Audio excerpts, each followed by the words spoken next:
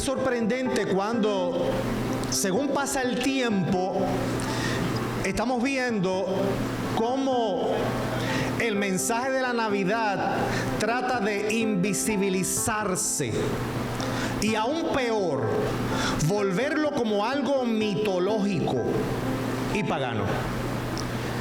Y muchos cristianos no caen en cuenta que el mitificar la Navidad, diciendo que proviene del paganismo y demás, muchos cristianos no caen en cuenta que es un intento de eliminar todo vestigio cristiano, no solamente de la historia, sino también de la cultura.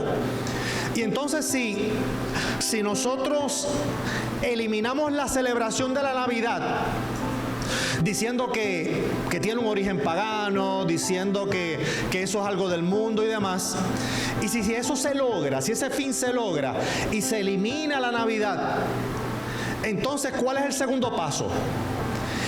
Porque ya se eliminó una festividad que suena a Cristo, ya se eliminó. Ahora el segundo paso sería, como ya la Navidad es algo mitológico y pagano, pues entonces ahora el segundo paso es decir que Cristo es un personaje mitológico que no existió.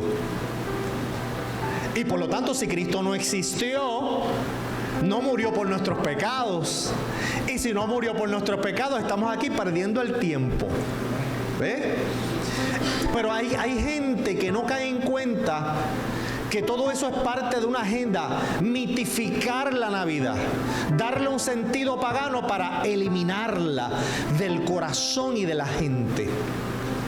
Pero todo eso, aparte de que es parte de una agenda para sacar a Cristo de la cultura, de las festividades, de la historia y sacarlo del corazón y la mente, aparte de eso, nosotros cuando vamos a la Biblia, la Escritura, que es nuestro manual, nuestro libro de referencia, nuestro manual de vida, encontramos que no hay un nacimiento en la Biblia que sea más celebrado, que sea más anunciado que el nacimiento de Cristo.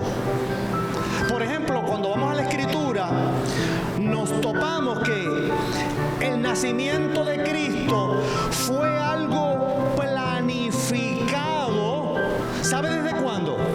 Desde antes de la fundación del mundo, antes que Dios creara el universo, las estrellas, creara el planeta Tierra donde habitamos, antes que Dios creara todas las cosas, ya en su mente, ya Dios estaba pensando en el nacimiento del Verbo. Ya Dios estaba pensando en el nacimiento de su Hijo unigénito.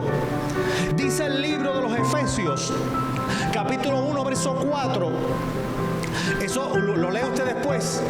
Que estamos disfrutando una salvación y que el Señor a través de Cristo nos escogió y nos seleccionó desde antes de la fundación del mundo. Entonces, desde antes de la fundación del mundo, ya Dios estaba pensando en salvarte, ya Dios estaba pensando en rescatarte, y para eso tenía que nacer su Hijo unigénito. Entonces, desde antes de la fundación del mundo, ya en el corazón de Dios estaba el nacimiento de Cristo. Porque tenía que nacer para luego llegar a la cruz del Calvario, para entonces morir por tus pecados y por mis pecados. Entonces, cuando escudriñamos la Biblia, porque esto es un asunto de escudriñar la Biblia. Recuerden, mis amados, que usted no va a encontrar verdades profundas de la Biblia simplemente leyéndola por encima. Usted tiene que, como dice el Señor, hay que escudriñar la Escritura, profundizar, buscar. Entonces, cuando se escudriña, nos encontramos que desde antes de la fundación del mundo ya estaba en el corazón del Padre el nacimiento de su Hijo Jesucristo. Más adelante nos encontramos que en el principio, en el huerto del Edén, se estaba hablando ya del nacimiento de Jesús. ¿Se acuerda esa maldición que Dios le dio a Adán, a la mujer y a la serpiente? Cuando Dios le da la maldición a la mujer y eventualmente a la serpiente, que le dice ahí en Génesis 3:15, que le dice a la mujer y a la serpiente, que dice que de la simiente de la mujer iba a nacer uno que iba a aplastar la cabeza de la serpiente, y que la serpiente iba a herir a esa descendencia en el calcañar, en el tobillo. Se está hablando de la cruz, se está hablando de Cristo, porque Cristo en la cruz del Calvario, derramando su sangre y salvándonos, pisoteó la cabeza de Satanás, que había, aleluya, planificado destruirnos y condenarnos a la maldición perpetua. Cristo en la cruz pisa la cabeza de Satanás, pisa la cabeza de la serpiente. Entonces la serpiente muerde en el calcañar. ¿Por qué? Porque Cristo muere en la cruz. Humanamente Cristo tuvo que, aleluya, en debilidad humana dar su vida, y Él la dio por sí mismo, dio su vida en la cruz. Así que desde Génesis 3:15 ya se está hablando de Cristo, se está hablando de la cruz. Por consiguiente, si llega a la cruz, tiene que haber un nacimiento. Ya en Génesis 3:15 ya se vislumbra la llegada del Verbo, la llegada de Cristo a través de un nacimiento. Y seguimos buscando a través de los profetas, Isaías, Ezequías y demás. Y se habla de uno que iba a venir a este mundo.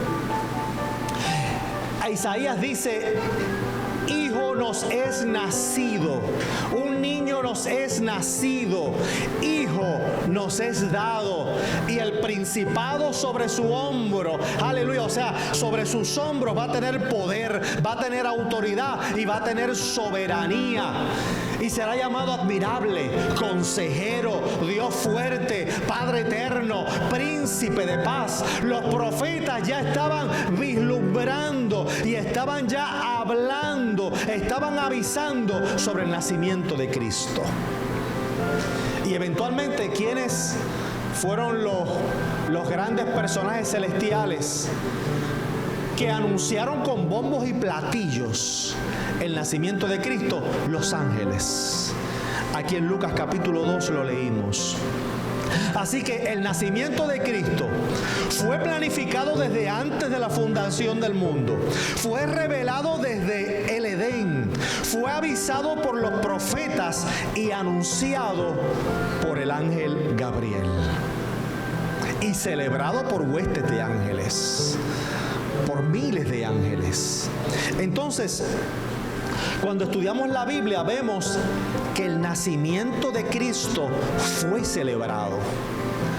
Y cuando vamos cronológicamente en la Escritura, encontramos que quienes primero celebraron el nacimiento fueron los ángeles, seres espirituales que habitan en la presencia de Dios y que están en constante presencia ante el Padre. Esos seres espirituales, dice Lucas capítulo 2 versos 13 y 14, los versos que leímos, que esos ángeles, un grupo grande de esos ángeles, se manifestó a unos pastores que estaban allí, y esos ángeles comenzaron a alabar a Dios y decir: gloria a Dios en las alturas y en la tierra paz y buena voluntad con los hombres. ¿Por qué? Porque ha nacido en la ciudad de David un Salvador, que es Cristo el Señor.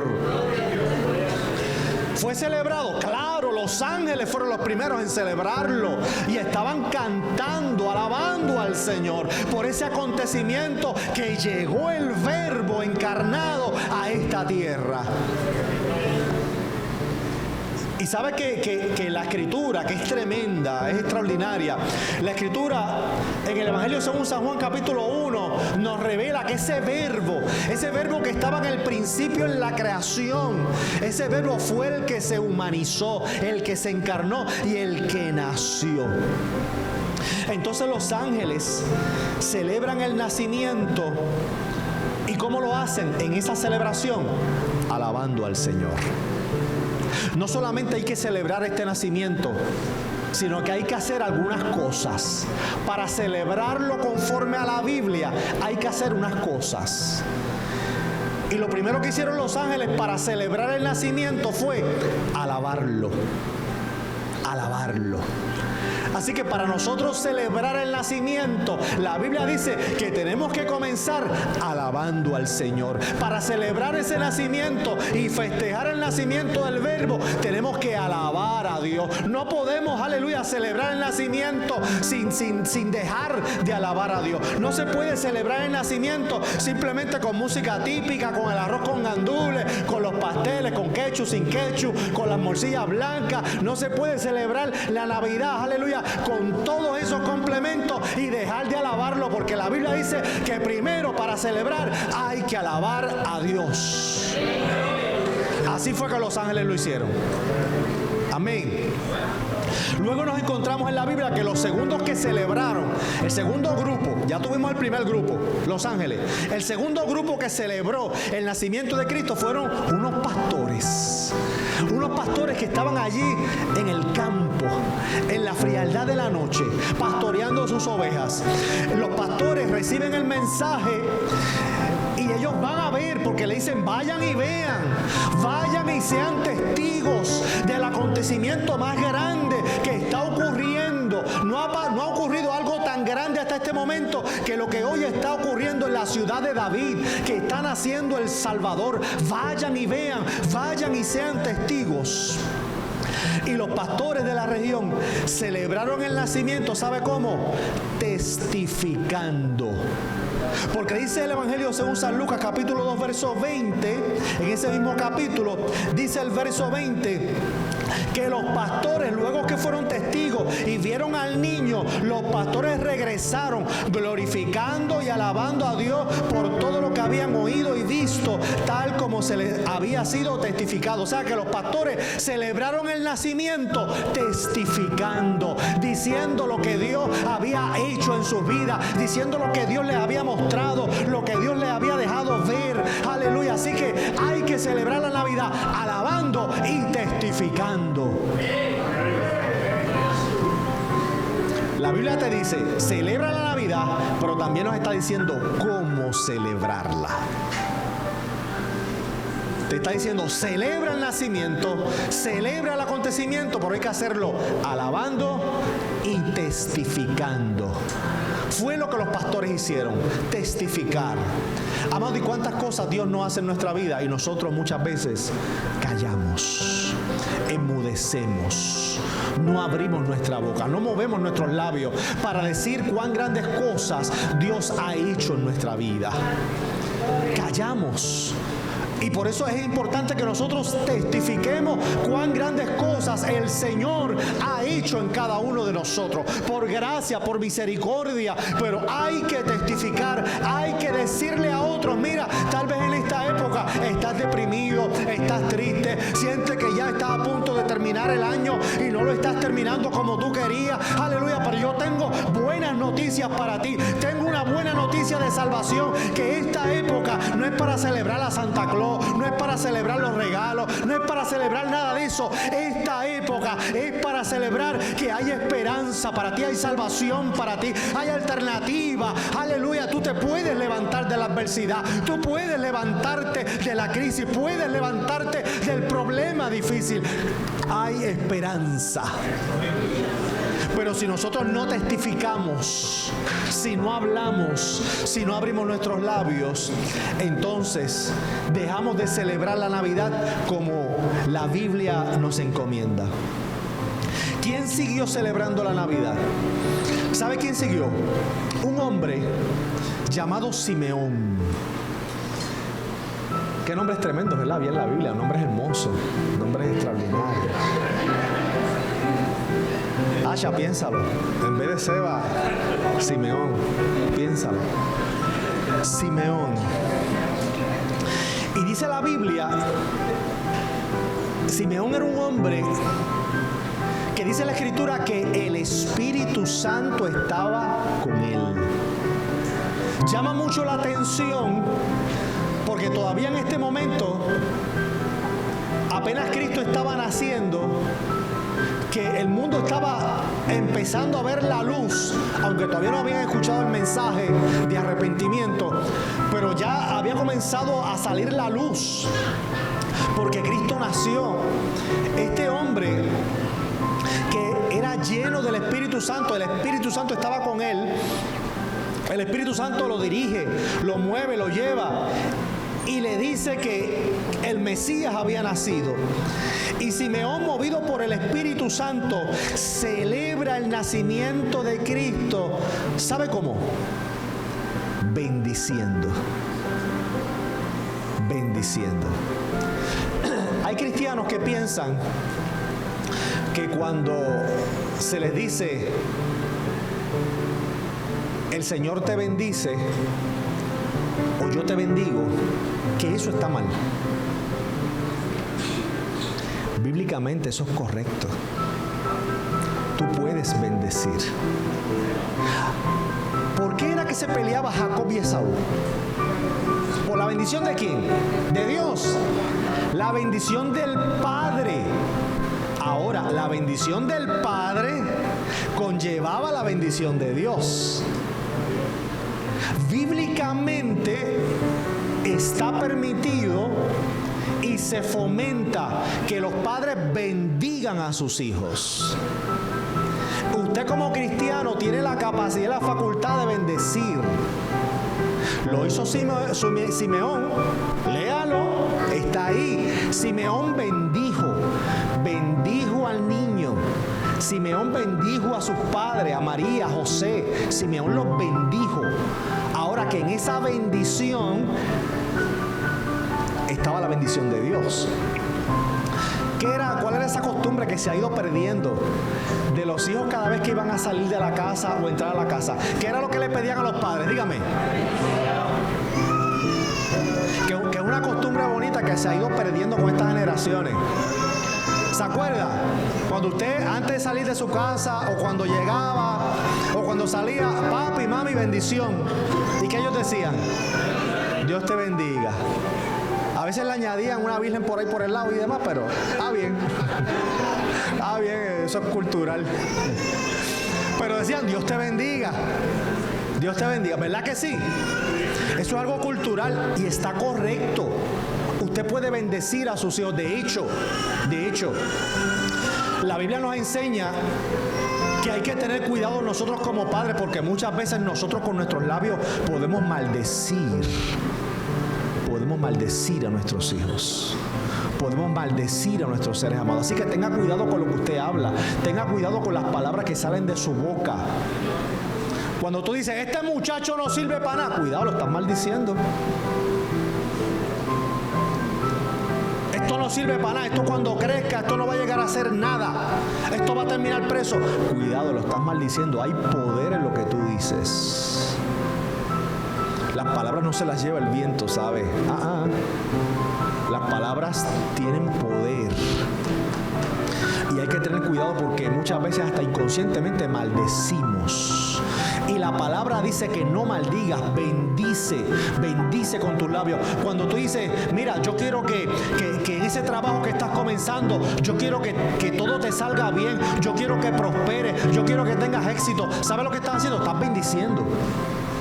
Yo quiero que todo te salga bien. Yo quiero que tengas bendición, que tengas prosperidad. Yo quiero que Dios te cuide, que Dios te guarde. Tú estás bendiciendo.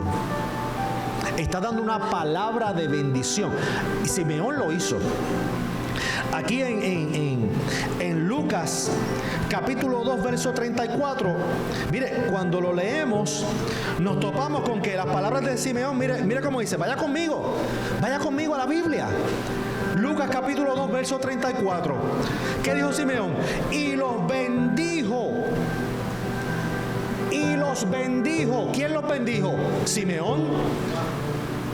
Simeón los bendijo. Y en esa bendición que Simeón le estaba diciendo al niño, a sus padres, dice, los bendijo y dijo a María, su madre, he aquí está puesto para caída y levantamiento de muchos en Israel, y como señal que es contradictoria. Simeón está dando una bendición y al mismo tiempo una profecía. Pero dice la Biblia que Simeón los bendijo. Así que una de las formas es para celebrar la Navidad, alabando a Dios, testificando y bendiciendo. que salga palabra de bendición de tu boca. Que no salga palabra de maldición de tus labios. Que no salga palabra de perdición. Recuerde, amado, que nosotros somos gente de fe. Somos gente de fe. Y como somos gente de fe, las cosas que todavía tú no ves con tus ojos, pero tú las crees en tu corazón, tú tienes que expresarlas de acuerdo a la fe. No de acuerdo a la vista, no de acuerdo a lo que ven tus ojos carnales, físicos, sino de acuerdo a la fe. Que tus hijos todavía no han llegado, que tus hijos todavía, aleluya, viven en sus pecados, que están de camino al infierno probablemente, pero como tú eres una madre, un padre de fe, aunque tus ojos están viendo una cosa, tú le crees a, aleluya, a la fe que Dios ha depositado en tu corazón, y de acuerdo a esa fe tú bendices y tú dices: gracias, Señor, por lo que tú estás haciendo con mis hijos. Gracias, Señor, por lo que tú estás haciendo en mi matrimonio. Gracias, Señor, por lo que tú estás haciendo con mis vecinos. Gracias, Señor, por lo que tú estás haciendo con mi familia. Aunque con tus ojos tú ves todo lo contrario, pero somos gente de fe. Aleluya. Y la fe, aleluya, es la seguridad, es la certeza de lo que se espera, la convicción de lo que todavía no se ve. Pero tú en fe accionas. Recuerde que la mayoría de los milagros que hizo Jesús fueron accionados por una acción de fe. No vino el milagro y después la fe, no. Vino primero la acción. Vino primero la acción y después ocurre el milagro. No fue el milagro primero y luego la acción. No. ¿O acaso cuando el Señor le untó lodos a aquel ciego que le dice: ahora ve y lávate en el estanque? Cuando él fue, mientras él iba de camino, él iba ciego. Cuando él se lava en el estanque, aleluya, recobra la vista. ¿Por qué? Hubo primero una acción motivada por la fe, y luego ocurre el milagro. Cuando Pedro y Juan le dicen a aquel hombre cojo de nacimiento que estaba sentado a la puerta de la hermosa, que le dicen: mira, no tengo oro ni plata, pero el nombre, te damos lo que tenemos, en el nombre de Jesús levántate. Dice la escritura que ellos lo tomaron de la mano, del brazo, y lo levantaron, y aquel hombre tuvo que hacer fuerza, cojo, y tuvo que hacer fuerza para levantarse. Un hombre paralítico, y ahí con sus piernas ahí todas tembluscas y todo eso, pero él accionó, y en medio de esa acción el Espíritu Santo hizo el milagro, y mira, y pudo caminar, correr, saltar, brincar, hacer todo lo que hace una persona con sus dos buenas piernas. Primero la acción en fe y luego viene el milagro. Si nosotros aprendemos esos principios bíblicos, entonces vamos a tener cuidado de cómo hablamos. Y vamos a tener presente que hay que bendecir.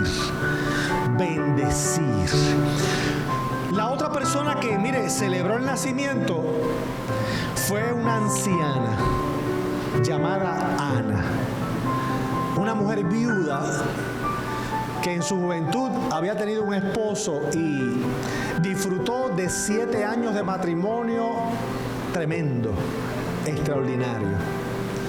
Y después de 7 años enviudó y nunca más se volvió a casar.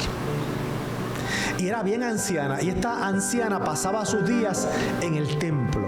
No en el templo cristiano, ¿sabe? Porque a veces cuando leemos la Biblia de templo pensamos en una estructura, un templo cristiano. No, el templo hecho por Herodes, donde los hebreos, los judíos, iban allí a sacrificar y a cumplir todo lo que Moisés había establecido.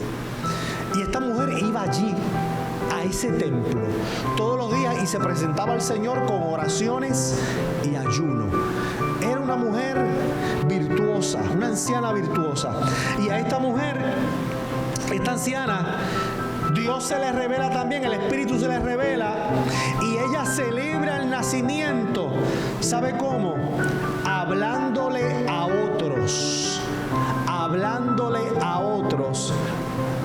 lo que Dios había hecho. Así que la Navidad se celebra alabando, testificando, bendiciendo y hablándole a otros. Y termino con esto. El último grupo que celebró la Navidad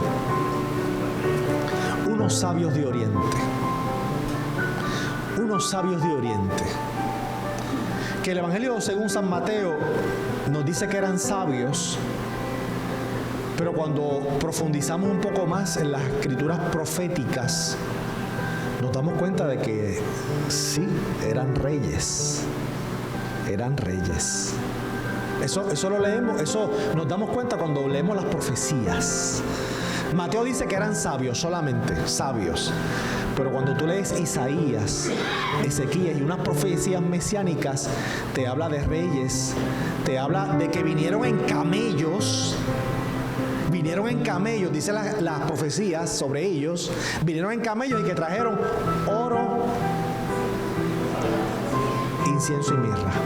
Te da los detalles exactos y te dice, eran reyes, vinieron en camello y trajeron oro, incienso y mirra. La Biblia es completa, pero hay que escudriñarla, no es leerla por encima, es escudriñarla. Entonces estos personajes que llegan buscando al niño que había nacido, ¿sabe para qué? Para celebrar su nacimiento. Ellos venían para celebrar. Ellos salen de Oriente justo en el momento que ese niño iba a nacer, pero venían de tan lejos. Imagínense ¿cuánto puede correr un camello? Yo no sé, yo nunca me he montado en un camello, pero yo pienso que los camellos no deben ser muy rápidos, pienso yo. Digo, si alguien de aquí se ha montado algún camello, que me corrija. La velocidad de un camello, yo nunca me he montado. Pero pienso que, se han montado camellos, pero han corrido camellos. Pues, ellas sabrán.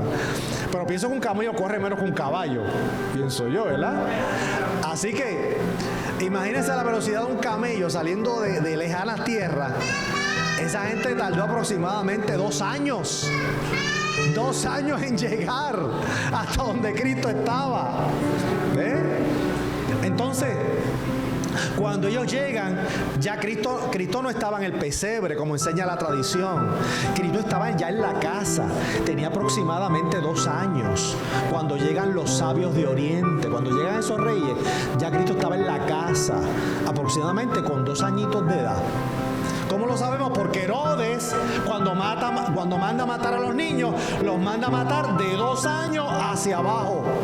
Porque esa era la edad aproximada que debía tener el niño. De 2 años hacia abajo. Así que Jesús debía estar en esos 2 años aproximadamente. Ese fue el tiempo que ellos tardaron en llegar. Entonces, ¿qué hicieron estos personajes, estos sabios?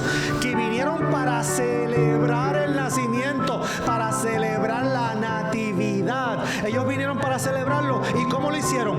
Adorando y trayendo regalos, trayendo presentes. Así que la Navidad, iglesia, hay que celebrarla. Es bíblica. ¿Y se celebra cómo?